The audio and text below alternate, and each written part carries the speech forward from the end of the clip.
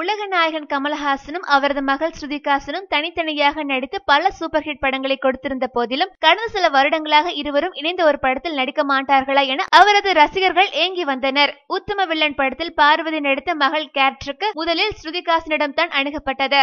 ஆனால் அப்போது ஸ்ருதிஹாசன் பிஸியாக இருந்ததால் நடிக்க முடியவில்லை. இந்நிலையில் இந்த வருடம் ரசிகர்களின் எதிர்பார்ப்பை பூர்த்தி செய்ய இருவரும் இணைந்து ஒரு படத்தில் நடிக்க உள்ளனர். இந்நிலையில் இதுநாள் வரை ஏன் அப்பாவுடன் நடிக்கவில்லை என்பதற்கு ஸ்ருதிஹாசன் விளக்கம் கொடுத்துள்ளார். அப்பா என்னிடம் பலமுறை ஒரு படத்தில் இணைந்து நடிக்கலாம் என்று கேட்டுள்ளார்.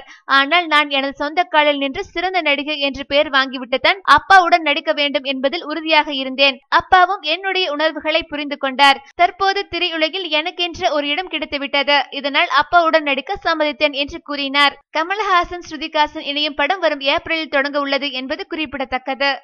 மேலும் சினிமா செய்திகளை உடனுக்குடன் தெரிந்து கொள்ள கீழே உள்ள சப்ஸ்கிரைப் பட்டனை அழுத்தவும்.